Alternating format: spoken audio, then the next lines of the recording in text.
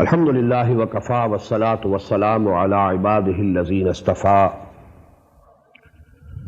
خصوصا علی افضلهم وخاتم النبیین محمد الامین وعلی آلہ وصحبہ اجمعین اما بعد فاعوذ باللہ من الشیطان الرجیم بسم اللہ الرحمن الرحیم الف لام میم ذالک الکتاب لا ریب فیہ هدى للمتقين الذين يؤمنون بالغيب ويقيمون الصلاة ومما رزقناهم ينفقون والذين يؤمنون بما أنزل إليك وما أنزل من قبلك وبالآخرة هم يوقنون أولئك على هدى من ربهم وأولئك هم المفلحون صدق الله العظيم رب اشرح لي صدري ويسر لي امري واحلل عقدة من لساني يفقهوا قولي اللهم ربنا الهمنا رشدنا واعذنا من شرور انفسنا اللهم ارنا الحق حقا وارزقنا اتباعه وارنا الباطل باطلا وارزقنا اجتنابه اللهم وفقنا لما تحب وترضى آمين يا رب العالمين. As I told you in the introductory lecture, we are now beginning with the first grouping of the surahs. The Makki surah was Surah Al-Fatiha, which we have already studied. Now the Madani part of this first group consists of 4 surahs and consisting of 2 pairs of 2 surahs each. Surah Al-Baqarah, Surah Al-Imran, they are a pair. And that is evident from the fact that both start with the letters Alif, Lam, Mim. Then Surah Al-Nisa, Surah Al-Ma'idah, they are a pair. They start straight off. Ya ayyuhalladhina amanu, Ya ayyuhan nas. This is how Surah Al-Nisa and Surah Al-Ma'idah start. So this is the first pair of the Madani surahs. Now regarding Surah Al-Baqarah, please note, this is the largest and the biggest surah of the Quran. It comprises nearly 2.5 parts. It has 286 ayat, divided into 40 rukus. And this Surah Al-Mubarakah, not only regarding its size, it's one of the most important surahs of the Quran. Rather, I should say the most important surah of the Quran, because it has been said so by the Prophet Muhammad sallallahu alaihi wasallam himself. There is a hadith in which he said, لِكُلِّ شَيْءٍ سَنَامٌ وَسَنَامُ الْقُرْآنِ سُورَةُ الْبَقَرَةِ. Everything has its top, highest place. And we may say every phenomenon has a climax. And the top or the climax of Quran is Surah Al-Baqarah. Now these are the wordings of the Prophet sallallahu alaihi wasallam. This surah, I have given it a name, Suratul Ummatain, surah of 2 ummahs. The 2 ummahs, that is the present Muslim ummah, that is the Muslims, and the former Muslim ummah, the Bani Israel. This surah can be divided, just as we listen to the Hadith al-Qudsi, qasamtu salata baini wa baina abdi nisfain. Surah Al-Fatiha divisible into 2 absolutely equal parts. Here again we have nearly equal parts, halves of Surah Al-Baqarah. First part that comprises of 18 rukus and 152 ayat. Here the address is basically to the former Muslim ummah, that is Bani Israel. Out of the 18 rukus, more than 10, they are in direct address, Ya Bani Israel, askuru ni'mati allati an'amtu alaykum, wa'fu bi'ahdi yufi bi'ahdikum wa iyaya farhabun. This is the beginning of the 5th section, 5th ruku of this surah. And in the 15th section again, Ya Bani Israel, askuru ni'mati allati an'amtu alaykum wa anni faddaltukum ala al-alamin. It's a continuous address to the former Muslim ummah. In the first 4 rukus, they are some preliminary discussions, and as we shall see inshallah very soon, actually they are a summary of the whole of the Makki Quran, because 2/3 of the Quran had been revealed already when Surah Al-Baqarah was being revealed. It is Madani Surah, and this is the first Madani Surah. The time of its revelation is beginning with the Hijrah till the time just before Ghazwatul Badr. So that is actually about 16 or 17 months. This surah was revealed bit by bit, part by part, during 16 or 17 months, extending from just after Hijrah to just before Ghazwatul Badr, the Battle of Badr. So this is the first Madani surah that way. But 2/3 of the Quran had already been revealed. That is the Makki surahs. So actually, because Allah subhanahu wa ta'ala has placed this surah in the very beginning of the Quran, a gist and a summary of the teachings of the Makki Quran is given in 4 rukus in the very beginning of this surah. Then the 4 remaining rukus of this first part, they are tahweeli, because you will find that the change in the direction of Qibla from Jerusalem to Makkah, that is discussed in those 4 rukus. And that was actually a symbol that the position that was held by the former Muslim Ummah, Bani Israel, for 2000 years, now they are deposed from that position. They were the representatives of Allah subhanahu wa ta'ala on earth for 2000 long years. Now they are deposed, and the new Muslim Ummah, based on the prophethood of and messengerhood of Muhammad sallallahu alaihi wasallam, now this has taken the place, this new Ummah. It is being installed in place of the former Muslim Ummah. That is why the direction of the Qibla, that is changed from Jerusalem to Makkah. Then the second part, second half of this surah, it comprises of 22 rukus, but the number of ayat is 134. In the first part, 18 rukus, but ayat 152. In the second half, although the rukus number is greater, 22, but the number of the ayat 134. So actually they go to balance each other, and that is how I'm saying that they nearly balanced half and half, you know. This division is nearly balanced.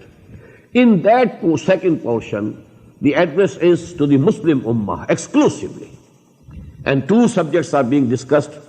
Number 1, the Sharia, because the Sharia is revealed after Hijrah.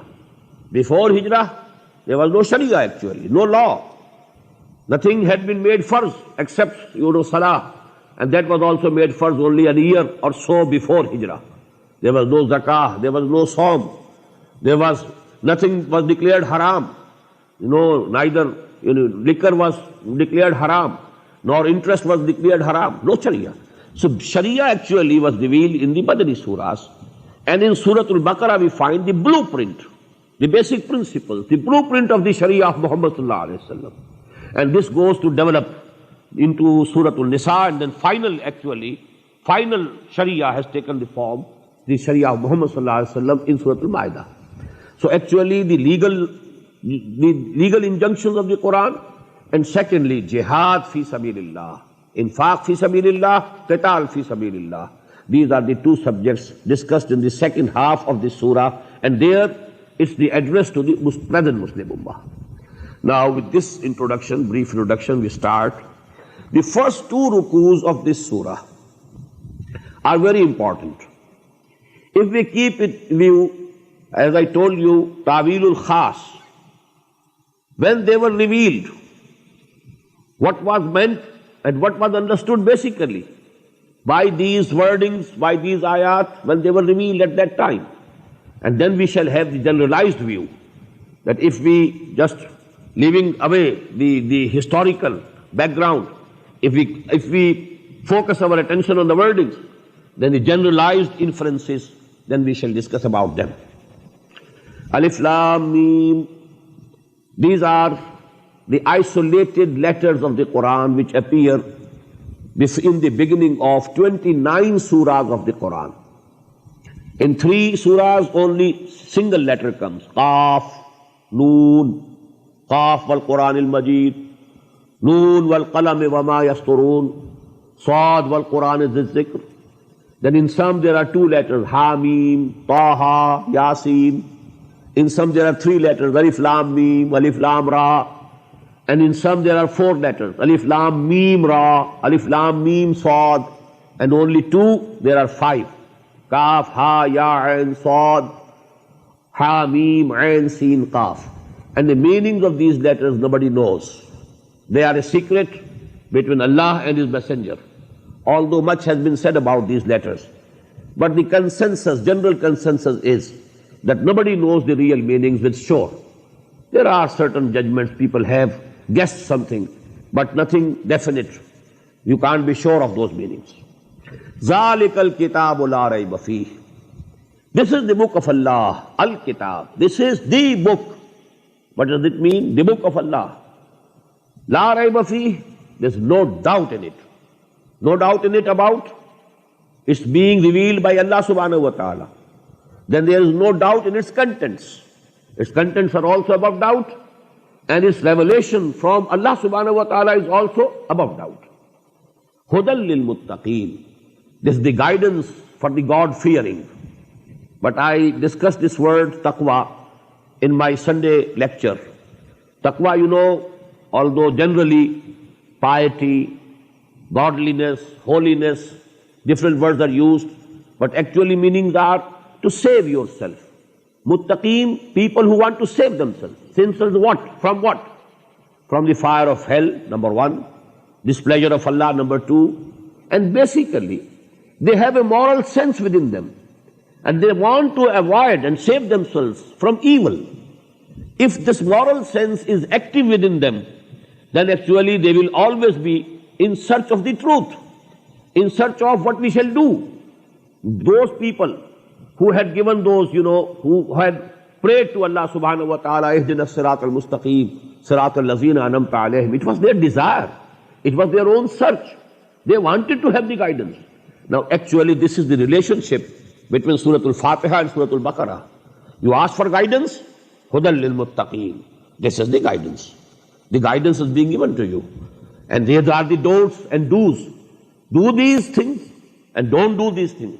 Go this way, don't go this way. There is danger this way. This is the safety. This way you are safe. So actually this guidance is given here, Hudal lil muttaqeen. But as I discussed in that lecture, although we find in the 23rd section of this very surah, Hudal lin nas, this has the guidance for all humanity. But only those people will be able to avail of its guidance who have in themselves the search for truth and guidance, who want to have guidance. People who don't want to have any guidance, they will not be able to avail themselves of the guidance that Quran is giving. If somebody is not hungry, he will not, look towards any food. That food might be very nourishing and very tasty, but he has no hunger. He can't take it. So actually there should be a hunger. Then only you know what food is and how valuable it is, how much I need it. That is actually the need for guidance is taqwa. Because you want to save yourself from going astray. You want to save yourself from evils. You want to save yourself from doom on the doomsday. If that desire is there, only then you will be able to avail of the guidance of the Quran. And who are those muttaqeen? الَّذِينَ يُؤْمِنُونَ بِالْغَيْبِ. Those who believe in the unseen, who know that the reality lies beyond the realm of our senses. Our senses, they are very limited. And the basic realities, they lie beyond. Just as Confucius, a very famous thinker of China, he has been reported to have said, there's nothing more real than what cannot be seen, and that there is nothing more certain than what cannot be heard. Things which are not visible by these eyes, which cannot be heard through these ears, they are the most real things. Actually, what we have this within the realm of our senses, this is a very shallow, superficial part of reality. So this is the basic thing, that if somebody, he denies, no, there's nothing beyond our perception, then he will not be able to avail of the guidance of this Quran. Only such a person who understands, who knows that our senses, these, they can reach but to a very limited extent. The reality lies beyond it. يُؤْمِنُونَ بِالْغَيْبِ وَيُقِيمُونَ الصَّلَاةَ. And then they establish prayers. Because that reality, the Al-Haq, Allah subhanahu wa ta'ala, now you should have some contact with Him, some communication with Him. And to have a regular communication with Him, you must establish prayers. وَمِمَّا رَزَقْنَاهُمْ يُنْفِقُونَ. And whatsoever we have given them, they spend out of it. Spend out for charity, for the pleasure of Allah subhanahu wa ta'ala, for the spreading of the message of Allah subhanahu wa ta'ala, for making the deen of Allah supreme. وَالَّذِينَ يُؤْمِنُونَ بِمَا أُنزِلَ إِلَيْكَ وَمَا أُنزِلَ مِن قَبْلِكَ. And those who believe in what has been revealed and sent down to you, O Muhammad sallallahu alayhi wa sallam. And not only you, but they believe also on what was sent before. They believe in Torah also, they believe in Injil also, they believe in Zabur also, and they believe that the prophets have been given these revelations and guidances before Quran also. وَبِالْآخِرَةِ هُمْ يُوقِنُونَ. Here we find the word is changed. Not yu'minun, but yuqinun. About the hereafter, they are convinced, they are sure. They are sure that this life is not all human life. The real human life is in the hereafter. Death is not the end of our existence. It's just the gate towards the eternity. Because after death, there is going to be resurrection. And after that resurrection, وَإِنَّهَا لَجَنَّةٌ أَبَدًا أَوْ لَنَارٌ أَبَدًا. It's eternity, eternal existence. So actually death is the gate to eternity. Actually they are convinced, they have the yaqeen. وَبِالْآخِرَةِ هُمْ يُوقِنُونَ أُولَٰئِكَ عَلَىٰ هُدًى مِّن رَبِّهِمْ. This Allah is very important here. These are the people who are on the guidance from their Lord. They are already on the guidance. And they will be increased in their guidance. But they are already in the guidance. وَأُولَٰئِكَ هُمُ الْمُفْلِحُونَ. And they are the people who will be successful, who will reach their final goal. That is falah. Now please note here, what these ayat denote is that because Quran was being revealed for last 12 years before the revelation of these ayat, there were people who had taken the guidance of Quran.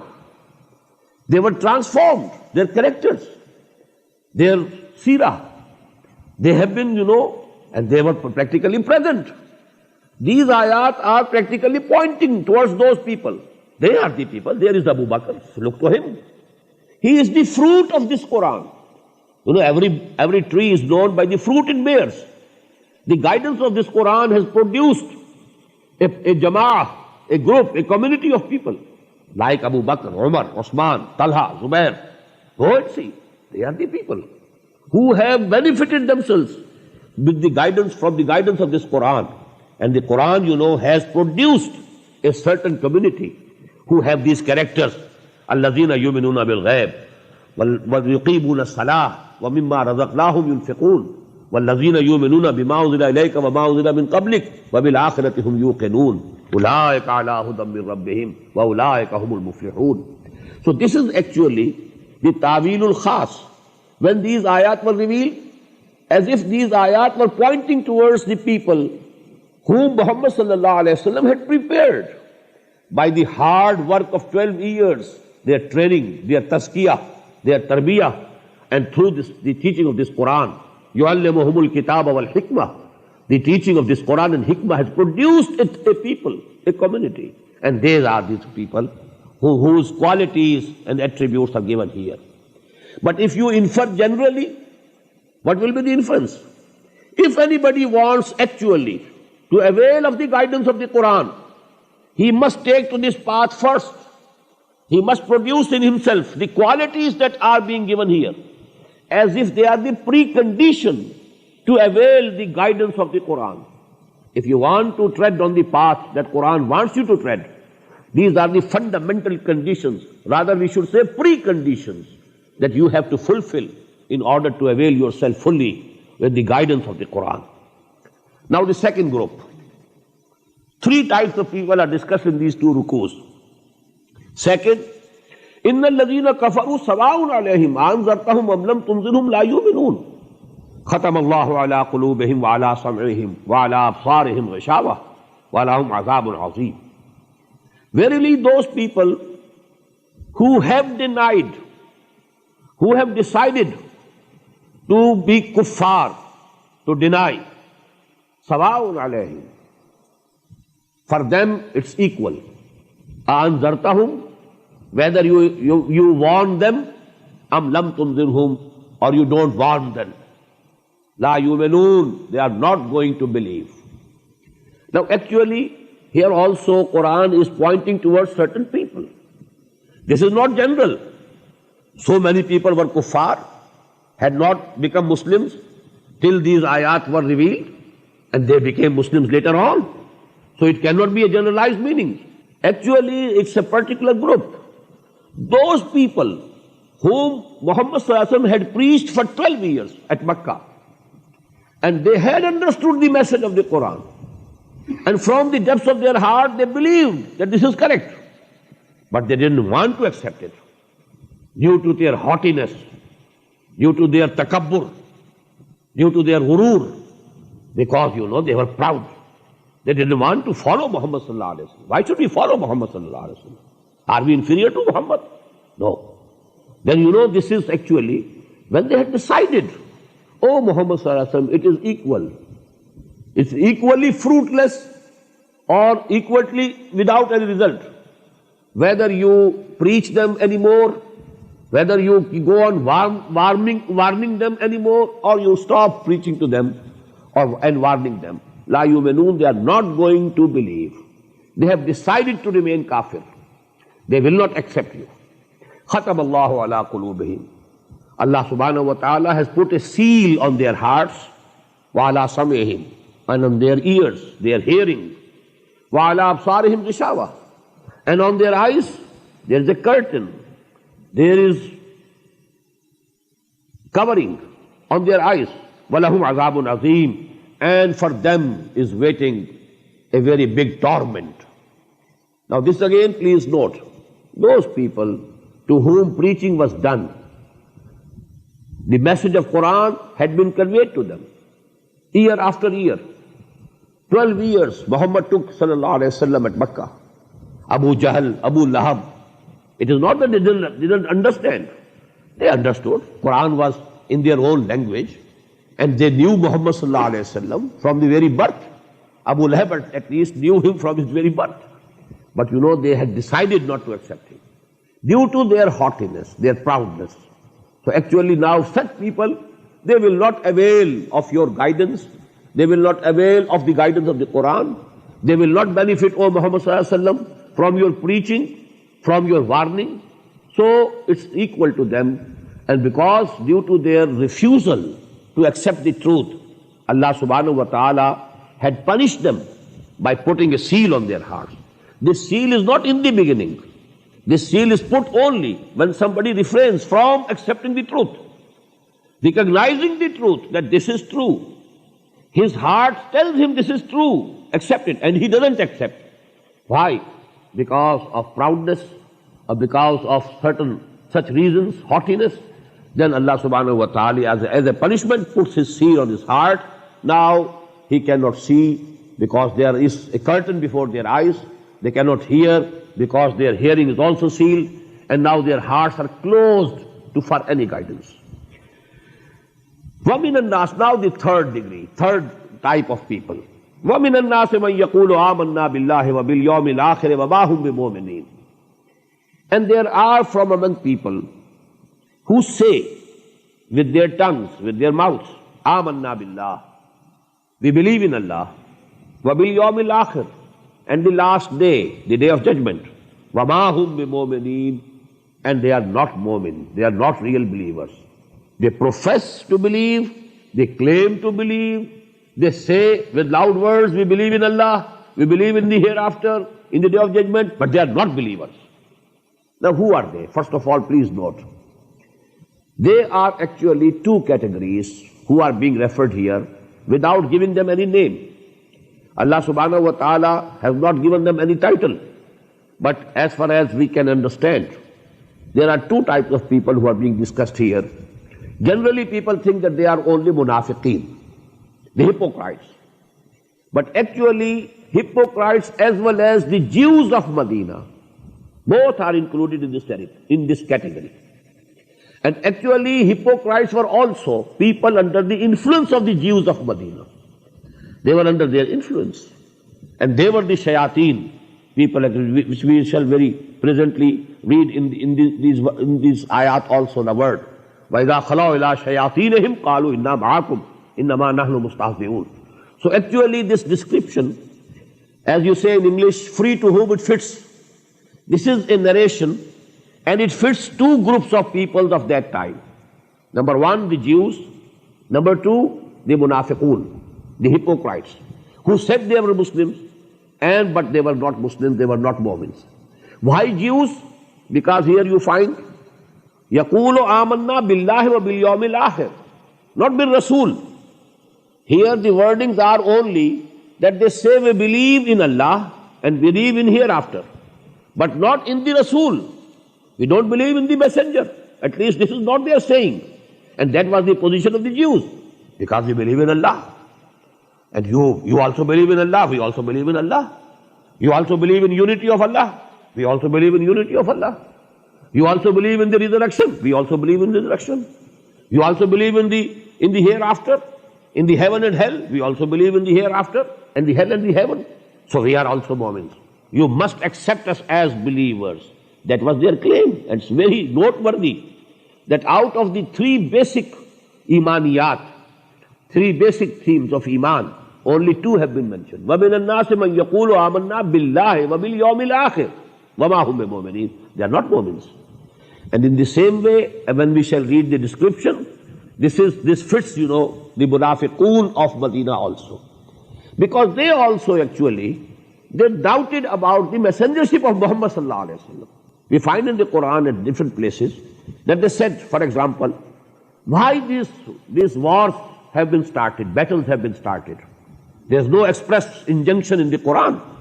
لَوْلَا نُزِّلَتْ سُورَةٌ. Why not a surah has been revealed in the Quran? And only on this demand of theirs, we find that Suratul Qital was revealed. Suratul Muhammad or Suratul Qital in the 26th part, which contains a very express injunction for going to war against the kuffar. So actually, they were not very sure about the messengership or prophethood of Muhammad sallallahu alaihi wasallam. They were also their claim was Iman billah, Iman bil akhir. Actually, they took Muhammad sallallahu alaihi wasallam not very seriously. And to obey Muhammad personally, that had become most difficult for them. So these both groups are included here. If you keep in view the Ta'wilul Khas, the groups who are in the background of these ayat. But when we shall infer generally, this will fit every munafiq for all times to come. Because as a rule, please understand, whenever there is some ideological call, when there is some revolutionary movement started based on some ideology, you will always find three types of people. There are people who accept the ideology at its face value, and then they are ready to die for it, live for it, to do whatever it demands. Then there are people who are opposed to that ideology. They oppose it clearly, openly, tooth and nail. And then there is the third group always, who want to support the ideology, but keep safe themselves. They want to play safe. They don't want to sacrifice their belongings or their lives. They want to be safe and to keep their money with them. And everything you say, they don't want to take risks. And they want to do something good, but it should happen itself. Not that we have to do anything for it and we have to sacrifice anything for it. So these are the munafiqun, the third type of people who will always be found with every ideological movement, every revolutionary movement. People who believe it, take it at its face value, they plunge into deep water, risking everything. People who refuse to accept and who oppose it to nail clearly. And people who are in between. La ilaha haulai wa la ilaha haulai. They are neither on that side, neither on this side. They are somewhat on this side, somewhat on that side. Meaning thereby neither on that side, neither on this side. So these are the munafiqun, and this is the third group which is being discussed here. وَمِنَ النَّاسِ مَنْ يَقُولُ آمَنَّا بِاللَّهِ وَبِالْيَوْمِ الْآخِرِ وَمَا هُمْ بِمُؤْمِنِينَ. And they are not believers, they are not the real mu'mins. يُخَادِعُونَ اللَّهَ وَالَّذِينَ آمَنُوا. They try to deceive. يُخَادِعُونَ, I've added the word try. They are trying to deceive Allah and the people who believe, the real believers. Mukhada'ah, this is Baba Mufa'ala, this is trying against each other. So yukhadi'un Allah وَالَّذِينَ آمَنُوا. They are trying to deceive Allah and people who believe, the mu'mins. وَمَا يَخْدَعُونَ إِلَّا أَنفُسَهُمْ. And they are not deceiving anybody except themselves. They are deceiving themselves. When they claim they are mu'min, they are deceiving themselves. When they think that they can please Allah subhanahu wa ta'ala through this verbal attestation only, well, they are wrong. They are deceiving themselves. وَمَا يَشْعُرُونَ. But they perceive it not. They have not the sense that they are deceiving themselves. وَلَا يَشْعُرُونَ. فِي قُلُوبِهِمْ مَرَضٌ. In their hearts there is a disease. There is an ailment. That ailment is of doubt, shak, raib, doubt. And this is actually, this shak and raib, then it goes to develop into nifaq, into hypocrisy. فِي قُلُوبِهِمْ مَرَضٌ فَزَادَهُمُ اللَّهُ مَرَضًا. Allah subhanahu wa ta'ala has increased them in their disease. This is the rule of Allah. This is the sunnah of Allah. This is the habit of Allah subhanahu wa ta'ala. If you take to the right path, He will help you in proceeding forward on that right path. If you choose the wrong path, He will help you. Go ahead, further and further. And if you are in between, He will leave you there. It's your own choice. Imma shakiram wa imma kafura. Allah subhanahu wa ta'ala has given the choice to you, to me, to every human being. When the decision he makes, Allah makes that way easy for him to proceed further and further. All the difficulties of the right path, they are made easier for him. All the big evils of the wrong path, for those people who choose to take that wrong path for themselves, then they are made easy for him. When they go after one big evil to the another bigger evil, and then to the still bigger evil, they go forward. So actually this is the habit of Allah. فِي قُلُوبِهِمْ مَرَضٌ فَزَادَهُمُ اللَّهُ مَرَضًا. Allah has increased them in their disease. وَلَهُمْ عَذَابٌ أَلِيمٌ. And for them is a very painful torment. بِمَا كَانُوا يَكْسِبُونَ. On the basis of, because of the lie that they had been telling. Because they were saying we are Mu'mins, they were not Mu'mins. This was the lie that they were saying, they were telling. وَإِذَا قِيلَ لَهُمْ لَا تُفْسِدُوا فِي الْأَرْضِ. Now it's very important. This third category of people, as I told you, one type of people who accept that dawah, that call, that ideology, and then they plunge into deep waters, risking everything. Other one, they have rejected the ideology, rather they have decided to oppose it, and they are opposing it tooth and nail. And then this third group is in between. They want to make peace between evil and good, between batil and haq. They want to make peace between them. Because if there is a clash between the batil and the haq, between the truth and the falsehood, if there is a clash, there is going to be bloodshed, there is going to be loss of life, loss of property, loss of conveniences, everything. So actually they want peace, not for the sake of their truth, but for themselves, to save themselves. That is why they wanted to say that why are we going to war? It's no use going to war against kuffar. Why not go on preaching and preaching and teaching and teaching? Well, we can preach Islam. We can teach Islam to the people. Why Muhammad sallallahu alaihi wasallam has taken this way? He started sending small groups of armies, small groups, obstructing the way of the caravans of the Quraysh. What for? Why? This will lead to bloodshed. This will lead to war, to battles. We shouldn't do it. We should make peace. Now this character, you must read between the lines. وَإِذَا قِيلَ لَهُمْ لَا تُفْسِدُوا فِي الْأَرْضِ قَالُوا إِنَّمَا نَحْنُ مُصْلِحُونَ. When it is said to them, don't make mischief on the earth, they say, oh no, we are the peacemakers. What was the mischief? Muslims, the true mu'min, said to them, if you accepted Muhammad sallallahu alaihi wasallam as the messenger of Allah, if you accepted Islam, then be true Muslims. Now obey him in every respect. When you have accepted him, now you have to obey him. Why this difference of opinion? This is actually mischief. This is fasad. La tufsidu fil ard. There is a party. You are breaking the discipline of the party. This party must be disciplined. Bunyanun marsus. Inna Allaha yuhibbul lazina yuqatiluna fi sabilihi saffan ka'annahum bunyanun marsus. You should be like, a fortified wall, not different people, individuals, So this group should be very much integrated. And why are you making this facade? And the reply was, قَالُوا إِنَّمَا نَحْنُ مُصْلِحُونَ. No, we want to make peace. Muhammad wants to make war, sallallahu alayhi wa sallam. And we want to obstruct this warmongering. We want to have peace. أَلَا إِنَّهُمْ هُمُ الْمُفْسِدُونَ. Now this is the decree of Allah subhanahu wa ta'ala. Listen, they are the mischief mongers.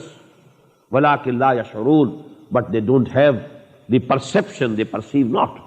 But they are the mischief mongers. Why? Because actually, whenever on this earth there is some system which is not the system of deen of Allah, this is fasad. Although there might be all amn, all peace, apparent peace, but actually when this is not the law of Allah which is governing this place, it is in rebellion against Allah subhanahu wa ta'ala. This is fasad. ظَهَرَ الْفَسَادُ فِي الْبَرِّ وَالْبَحْرِ بِمَا كَسَبَتْ أَيْدِي النَّاسِ. This is fasad. This is rebellion against the rightful ruler. The rightful owner of this universe is Allah subhanahu wa ta'ala. He is the only rightful ruler. And if anybody else, any other law is ruling, it is rebellion. So this rebellion has to be set under. It has to be controlled. It has to be dealt with. And for dealing with this rebellion, putting it down, you need a party, strong party, powerful party, disciplined party. Now if you are making injuries to the discipline of that party, you are weakening that party, you are abetting this system actually, this fasad. So Quran says, Ala innahum humul mufsidun. By breaking the discipline of the Muslim party, of Hizbullah, of the party of Allah and Muhammad sallallahu alaihi wasallam, they are the mischief mongers. They are abetting and supporting this fasad on earth. Ala innahum humul mufsidun walakin la yash'urun. Wa idha qila lahum aminu kama amana nas. And when it is said to them, you should also believe just as the others have believed. You look to Abu Bakr, look to Umar, look to Sa'd ibn Mu'az, look to Sa'd ibn Ubadah, radiyallahu ta'ala anhum ajma'in. They are the believers. Why don't you follow them? Why don't you take to their examples? What did they say? Very interesting. وَإِذَا قِيلَ لَهُمْ آمِنُوا كَمَا آمَنَ النَّاسُ قَالُوا أَنُؤْمِنُ كَمَا آمَنَ السُّفَهَاءُ. They said, should we believe just as these fools are believing? They thought they are fools. They are fanatics. They are risking everything. These are fools who have left their homes and hearts and they have come over from Makkah to Medina. Are they wise people? They don't look to whatever is injurious to them, whatever is harmful to them, whatever is beneficial for them. They have just migrated from Makkah, leaving their families, their home, not only their homes and hearts, their families at the mercy of the wolves of Makkah. They have come over here. So they are fools. Actually, we are not fools like them. We are not going to risk our lives and properties and our wealth.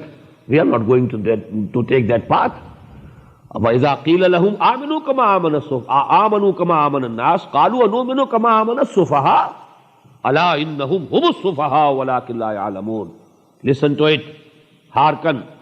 They are the fools, but they don't have the perception. They don't have the knowledge. Abu Bakr is not a fool. Umar is not a fool. And Sa'd ibn Ubadah and Sa'd ibn Mu'az, they are not fools. These are fools. Abdullah ibn Ubay is the biggest fool of Medina. And the people who are like him, people who are obeying him, people who are taking his part, they are the fools. Because actually they don't know what is really good and beneficial for them. Because real life is the life hereafter. And this is injurious for them. Because we read in Surah An-Nisa, إِنَّ الْمُنَافِقِينَ فِي الدَّرْكِ الْأَسْفَلِ مِنَ النَّارِ. These munafiqeen will be in the lowest part of hell. In the lowest section of hell, they will be placed. So actually they are fools. وَإِذَا لَقُوا الَّذِينَ آمَنُوا قَالُوا آمَنَّا. And when they meet the people who believe, really believe, they say, we also believe. وَإِذَا خَلَوْا إِلَىٰ شَيَاطِينِهِمْ. Now this is a word, please note. When they are in privacy with their devils, with their chiefs. Well, these are the chiefs, the Jews of Medina. The munafiqeen were actually, they were in close liaison with the Jews of Medina. وَإِذَا خَلَوْا إِلَىٰ شَيَاطِينِهِمْ قَالُوا إِنَّا مَعَكُمْ. There they say, we are with you. Don't think.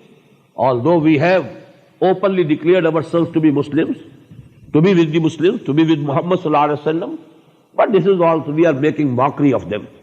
We are with you really. We have not left your side. We are with you.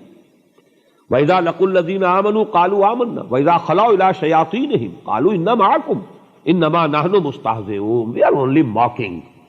We are these fools, you know, these Mu'mins, they are fools. And we are making a laughing stock for them. Allahu yastahzi'u bihim. Now this is the decree of Allah subhanahu wa ta'ala. Allah mocks at them. وَيَمُدُّهُمْ فِي طُغْيَانِهِمْ. Again the same divine habit or divine rule or the sunnah of Allah subhanahu wa ta'ala. Whichever path you take, Allah makes it easy for you. وَيَمُدُّهُمْ فِي طُغْيَانِهِمْ يَعْمَهُونَ. Allah subhanahu wa ta'ala gives them increase in their wrongdoings, permits them going more and more in the direction of that evil and wrong path that they have taken and decided and chosen for themselves. أُولَٰئِكَ الَّذِينَ اشْتَرَوُا الضَّلَالَةَ بِالْهُدَىٰ. They are the people who have purchased error, falsehood in exchange for guidance. Very beautiful words. Now guidance of the Quran came to them. Now they have two options. Either accept the guidance of the Quran or the opposite of it. That's the falsehood. That is batil. That is error. That is sin. That is disobedience to Allah. Actually now they have given away the guidance of Quran, guidance of Muhammad sallallahu alaihi wasallam, and taken for themselves, accepting for themselves. They have exchanged the guidance for zalala, for the error, the falsehood. فَمَا رَبِحَتْ تِجَارَتُهُمْ. And this trade of theirs, it has not benefited them at all. This is the sort of tabsarah from Allah subhanahu wa ta'ala, a commentary from Allah subhanahu wa ta'ala. أُولَٰئِكَ الَّذِينَ اشْتَرَوُا الضَّلَالَةَ بِالْهُدَىٰ فَمَا رَبِحَتْ تِجَارَتُهُمْ وَمَا كَانُوا مُهْتَدِينَ. And they are not going to reach the destiny. They cannot have now the guidance because they have gone very far on this path of nifaq and munafiqah. مَثَلُهُمْ كَمَثَلِ الَّذِي اسْتَوْقَدَ نَارًا. Now there are two similes here. And there are two opinions. One opinion is that both these similes are regarding this third category. The in-between people, neither this side nor this side. La ilaha ulai wa la ilaha ulai. Muzabzabina bayna zalik. Neither the believers nor opposing, apparently or openly. In between. And both the parables or both these similitudes, they are about these very people. Some are very deep in this quality of hypocrisy, and some are shallow. But the opinion which I hold, and I agree with the people who think that way, that is that the first simile is for the kuffar, and the second simile is for the munafiqeen. For the kuffar we read these ayat, إِنَّ الَّذِينَ كَفَرُوا سَوَاءٌ عَلَيْهِمْ أَنذَرْتَهُمْ أَمْ لَمْ تُنذِرْهُمْ لَا يُؤْمِنُونَ ختم الله على قلوبهم وعلى سمعهم وعلى أبصارهم غشاوة ولهم عذاب عظيم. For them now there is a misal, a similitude. مَثَلُهُمْ كَمَثَلِ الَّذِي اسْتَوْقَدَ نَارًا. Their likeness is as the likeness of one who kindled a fire. Now this is actually a situation which you can imagine. It commonly happened to the Arab people when they used to travel in the desert. Now a caravan is traveling during the night. And they used to travel during the night mostly because the days were very hot. One couldn't take, to travel in the daytime. So during the night. And it did sometime happen that they lost the way. Now they are lost where we are. And darkness. And in that darkness somebody takes the courage, gathers some timber, and then, kindles a fire. Now they can see where they are, their whereabouts, where are we. But at this moment, something happens to a group of people that their sight is gone. So they are again in the darkness. Before that fire, there was darkness outside, although their own sights were intact. But now the mahal, the environment, the surroundings are enlightened, but their sight is gone. So they are again in the darkness. This is the position of those. Actually, Muhammad sallallahu alaihi wasallam kindled the fire and light of hidayah. But there were certain people who, out of jealousy, out of their haughtiness, they didn't like to see the light of the day. So actually their sight was taken away by Allah subhanahu wa ta'ala, and now they are groping in the darkness. Summun bukmun umyun fahum la yarji'un. This is the likeness of the people of the second group. Inna allazina kafaru sawa'un alayhim anzartahum am lam tunzirhum la yu'minun khatama Allahu ala qulubihim wa ala sam'ihim wa ala absarihim ghishawah wa lahum azabun azim. Masalahum kamathali allazi istawqada nara. Their likeness is to the likeness of a one person who kindled a fire. فَلَمَّا أَضَاءَتْ مَا حَوْلَهُ. And when it lighted all around him, ذَهَبَ اللَّهُ بِنُورِهِمْ. Allah took away their sights. وَتَرَكَهُمْ فِي ظُلُمَاتٍ لَا يُبْصِرُونَ. And now left them in the darknesses, they cannot see anything. سُمٌّ بُكْمٌ عُمْيٌ فَهُمْ لَا يَرْجِعُونَ. They are deaf, they are dumb, they are blind, and they are not going to return. They cannot return. Don't hope, O Muhammad sallallahu alaihi wasallam, or you, O Muslims, that any one of them will ever return to the path of Allah. Because now Allah subhanahu wa ta'ala has taken away their sights. Khatam Allahu ala qulubihim wa ala sam'ihim wa ala absarihim ghishawah. So I think that this simile is for that group. And for the munafiqeen of second simile. أَوْ كَسَيِّبٍ مِّنَ السَّمَاءِ. Or the similitude of a rainstorm. فِيهِ ظُلُمَاتٌ وَرَعْدٌ وَبَرْقٌ. There is a rainstorm from the sky, wherein there is darkness and thunder and lightning. يَجْعَلُونَ أَصَابِعَهُمْ فِي آذَانِهِمْ مِنَ الصَّوَاعِقِ حَذَرَ الْمَوْتِ. They are putting their fingers in their ears, saving themselves from death due to the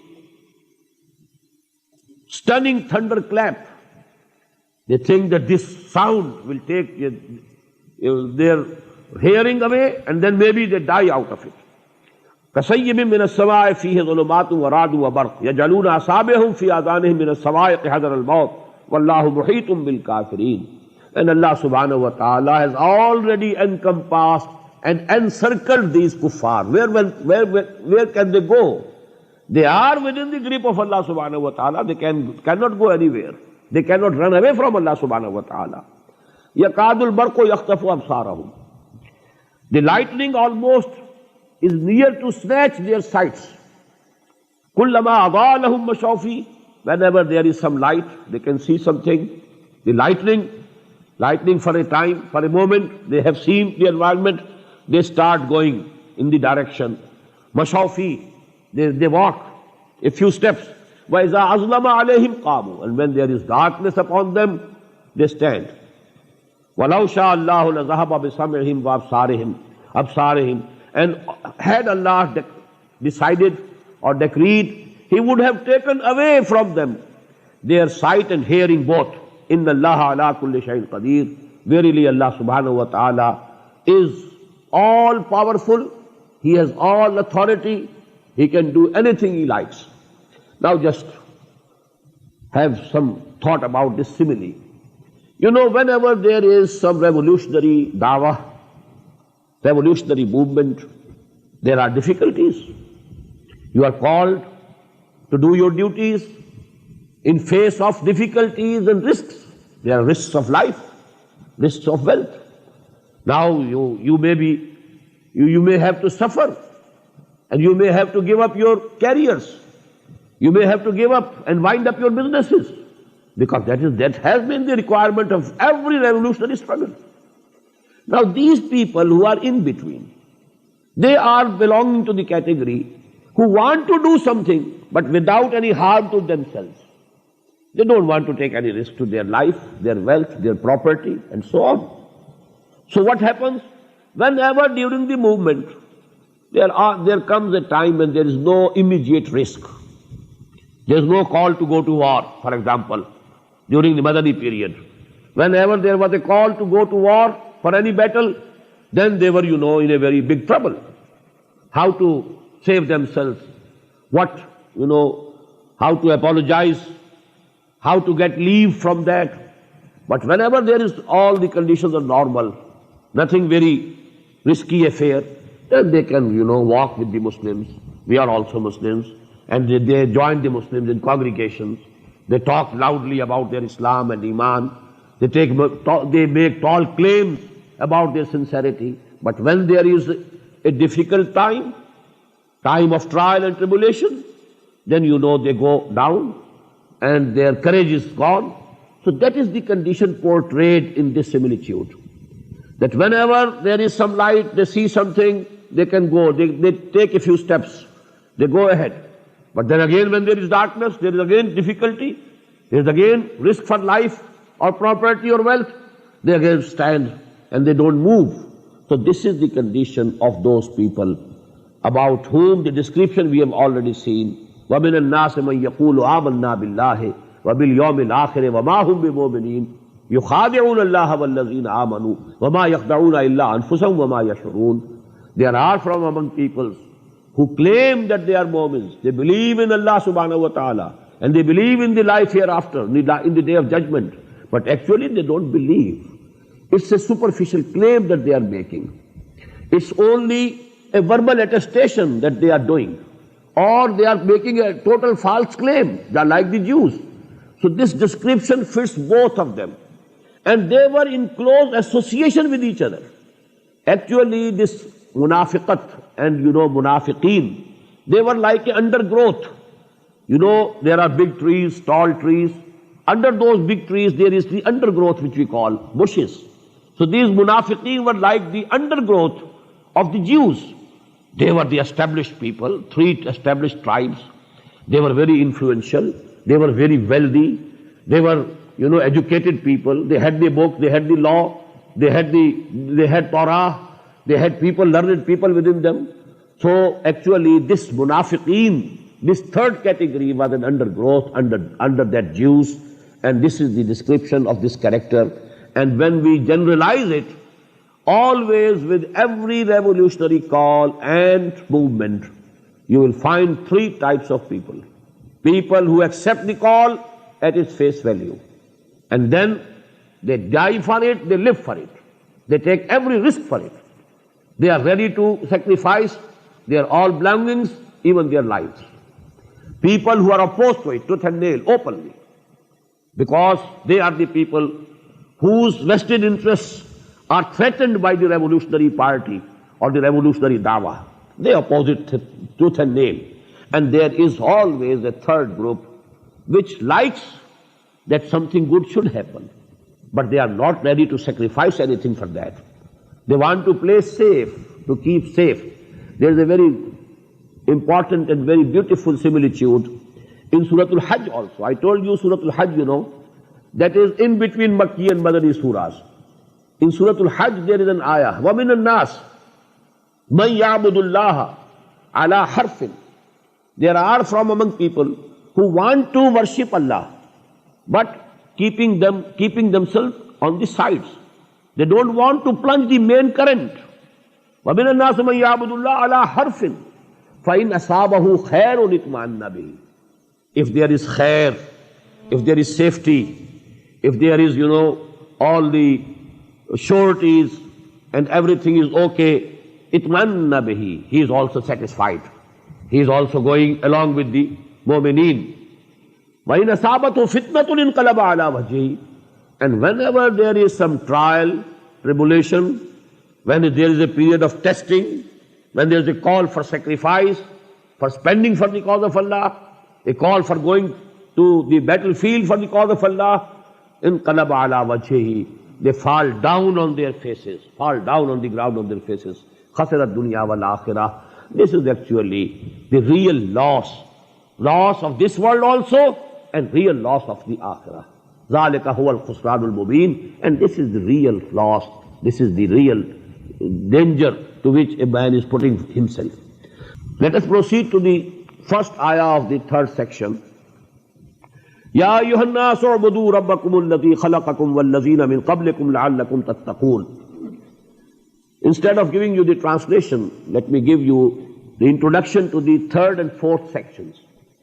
These two sections of this surah, as I told you in the beginning, they give you a gist and a summary of number one, the call of Quran. What's the call of Quran? Number one. And number two, the basic philosophy of Quran. All these subjects have been discussed in detail in the Makki surahs. But as I told you, that because Allah subhanahu wa ta'ala has placed a Madani surah in the very beginning of the Mus'haf, the gist and summary of that Makki Quran is given here in two sections. Very important. What's the basic call of Quran? That we will find in the third section, third ruku. What's the basic philosophy of Quran? What's the position of man in this universe? On what basis that position has been given to him? And what is the struggle between evil and good that is going on throughout the history? The struggle within a man, within the personality. There is a struggle always going on within our personalities between good and evil. Something is taking us towards evil and something wants to take us towards good, towards virtue. This is the struggle. A war is going on in the inner, battlefield of our personalities. And then there is a war going on the outside world. There is the philosophy of history of Quran, that this is a struggle between the forces of evil and forces of virtue and good. There is the forces of Allah subhanahu wa ta'ala on one side and the forces of shaitan on the other side. दुनिया को है फिर मार का रूह बदन पेश, इबलीस ने फिर अपने दरिंदों को उभारा, अल्लाह को पाबर दिए मोमिन पे भरोसा, इबलीस को यूरोप की मशीनों का सहारा. तो that struggle is going on. सतीरा कार रहा है अजल से ता इमरोज, चिराग मुस्तफवी से शरार बूलहबी. That struggle has been going on. But what is the basis of that struggle?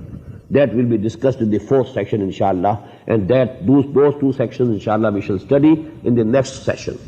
Barakallahu li wa lakum fil Quran al-Azim wa nafani wa iyyakum bil ayati wa dhikril hakim.